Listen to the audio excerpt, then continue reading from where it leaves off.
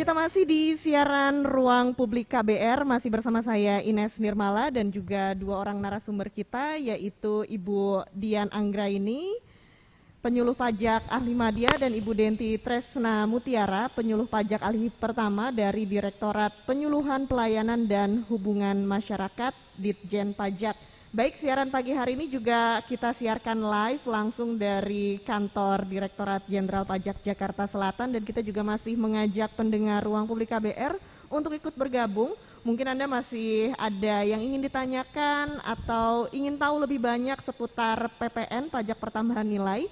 Silakan menghubungi nomor WhatsApp di 0812 118 8181 atau Anda juga bisa meninggalkan komentar di live chat YouTube.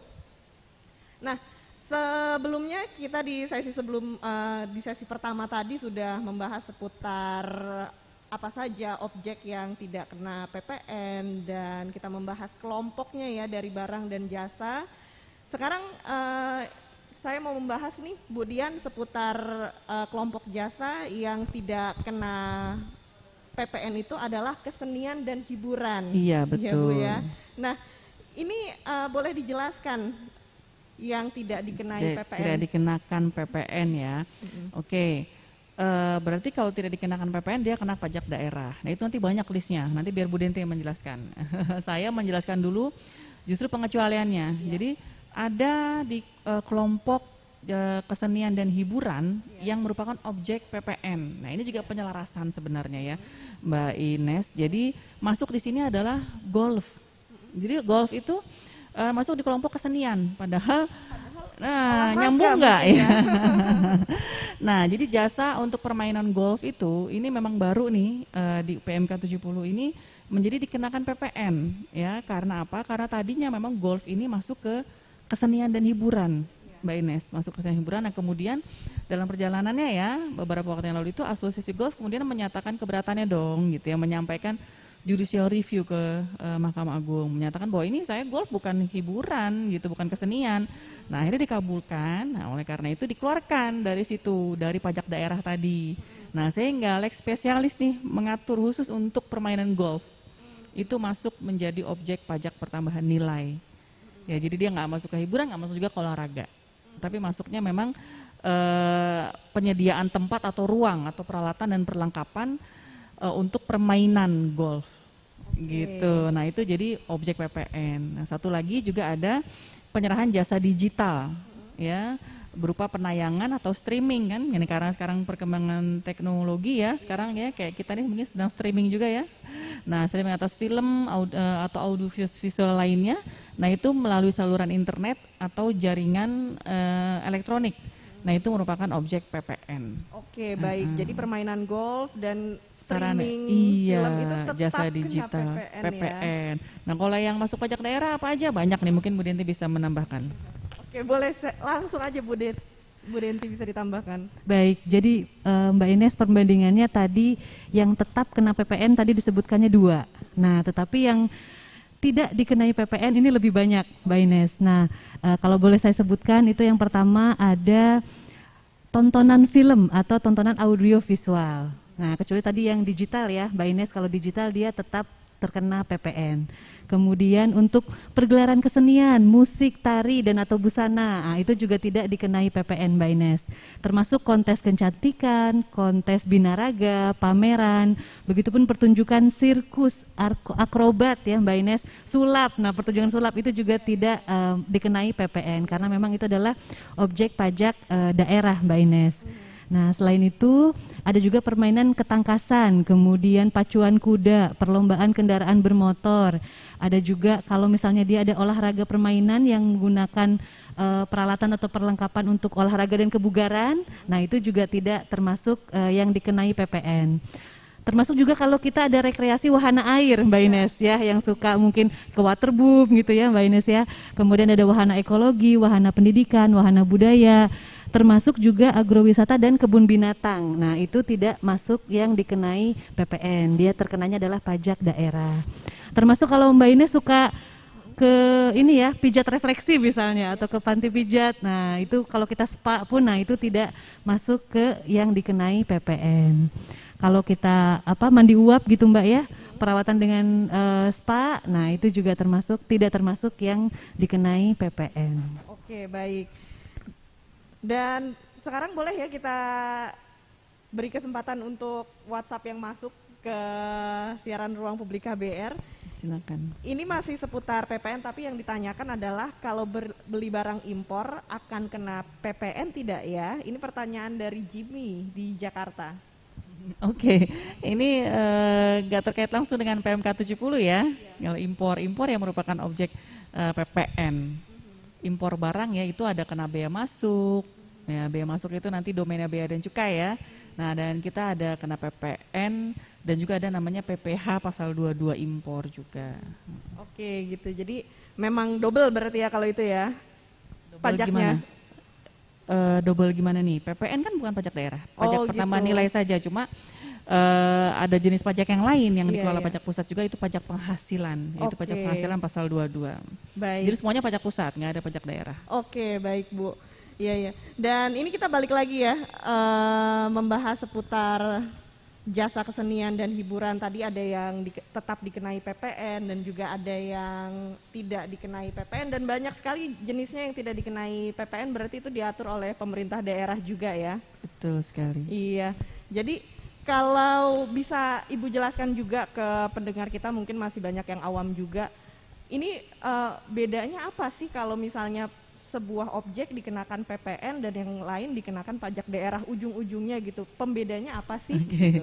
Ya makanya tadi saya sampaikan di awal juga ya Mbak Ines, mungkin kalau buat konsumen itu secara signifikan nggak terlalu beda. Saya sama-sama bayar pajak, cuma yang satu ini pengelolanya pemerintah daerah, yang satu pemerintah pusat. Penggunaannya kalau pemerintah daerah untuk pembangunan daerahnya, pemerintah pusat untuk pembangunan negara kita, termasuk untuk bayar utang dan lain sebagainya. Nah, sekarang, dulu mungkin orang jadi suka rancu gitu ya. Saya tadi Mbak Ines tanya, kemarin bukber di restoran kena PPN gitu ya. Nah sekarang mungkin jadi nggak rancu lagi, karena tadi kan sebenarnya bukan PPN toh, PB1 gitu ya. Dengan adanya penyesuaian tarif PPN, karena dulu tarifnya sama-sama 10%, ya kan? Nah sekarang PPN-nya, pajak pertambahan nilai, disesuaikan per 1 April menjadi 11%. Pajak daerah itu kan tergantung dari pemerintah daerahnya masing-masing. Di Jakarta ini masih 10%. Jadi sekarang mungkin kalau apa sih bedanya, mungkin bisa dilihat dari tarifnya ya. Betul Bu Dian. Iya, kalau 10% berarti pajak daerah gitu. Karena sekarang PPN 11% seperti itu. Tapi kalau nanti pemerintah daerahnya menyesuaikan 11 lagi ya sama-sama lagi. Oke, baik.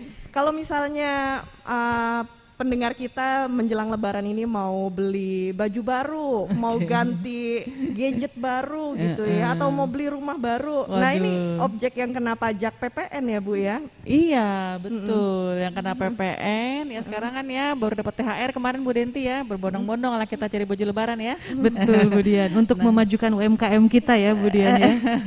Iya betul. Nah itu ada mungkin Mbak Ines mau nanya, nah terus itu kena PPN 11% juga Bu? Iya gitu ya, kena karena kan dia bukan kebutuhan pokok yang saya sampaikan tadi ya, yang beras dan lain sebagainya itu masih mendapatkan fasilitas. Kalau baju Lebaran ya ikut disesuaikan, yang tadinya 10% menjadi 11%. Mbak Ines dulu beli baju Lebaran 500.000, PPN-nya 50.000, sekarang PPN-nya 55.000. Nggak terlalu berasa sih Bu. Kan, iya 5.000 Iya. aja naiknya Iya. gitu. Dan yang Seperti itu. jelas ini memang dibutuhkan ya, pajak ini Betul. dibutuhkan negara untuk pembangunan. Banget. Iya, makanya kita juga perlu bayar pajak, Iya, taat gitu ya, betul sekali. dengan membayar pajak.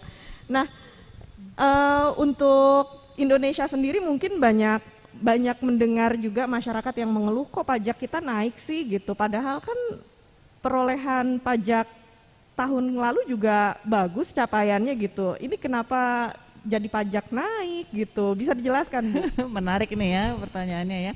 Jadi betul sekali kalau bandingannya adalah penerimaan pajak tahun lalu di mana melebihi 100% ya.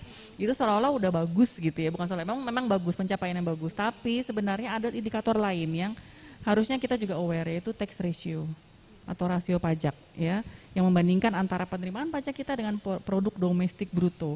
Ya, jadi berapa sih pajak yang diterima, PDB kita berapa sih setiap tahun? Nah, ternyata itu masih rendah banget.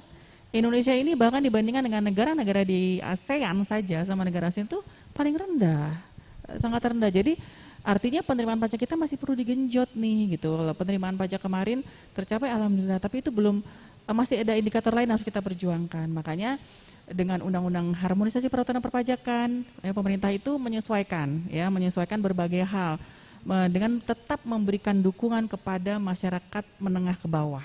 Kalau memang PPN-nya ada dinaikkan 1% saja, tadi saya sudah kasih ilustrasi ya, yang 50.000 PPN-nya menjadi 55.000, cuma naik 5.000. Di sisi lain, ada ini jadi agak melebar sedikit ya. Di sisi lain ada pengaturan di pajak penghasilannya, itu ada perluasan lapisan tarif pengenaan PPh. Jadi kalau Mbak Ines ya, dulu penghasilan orang sampai dengan 50 juta, itu tarifnya 5%. Nah, begitu dia di atas 50 juta, ya sampai 250 juta itu menjadi 10%. Penghasilan per tahun ini ya Bu ya? Betul, per tahun.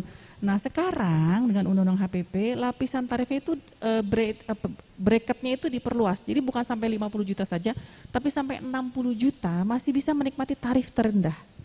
Ya, itu berarti dukungan untuk masyarakat yang tadi tarifnya penghasilannya menengah ke bawah. Supaya apa? Supaya untuk tetap bisa mempertahankan daya beli mereka. Ini PPN-nya naik nih, tapi mereka ditambahkan di sisi lain itu PPh-nya tidak terlalu besar, dikurangkan. Walaupun di sisi untuk penghasilan yang besar untuk Crazy Rich Indonesian ya, itu ditambahin tarifnya, ada penambahan lapisan lagi menjadi 35% gitu untuk penghasilan 5 miliar ke atas setahun. Oke, jadi penyesuaian pajak ini supaya lebih adil juga iya, ya Bu ya? Iya, betul sekali. Oke. Selain untuk penerimaan juga tadi ya, karena tax ratio kita masih rendah. Ya, baik Bu Dian dan Bu Denti, kita akan lanjutkan lagi obrolan kita di siaran Ruang Publik KBR ini semakin menarik dan kita juga mengajak pendengar Ruang Publik KBR untuk ikut bergabung. Anda bisa mengirimkan pesan chat lewat WhatsApp di 0812 118 8181 atau lewat live chat YouTube channel Berita KBR. Anda bisa menyaksikan juga siaran hari ini. Dan tentunya kita akan kembali lagi untuk membahas seputar kriteria objek pajak yang tidak dikenai pajak pertambahan nilai. Tetap di Ruang Publik KBR.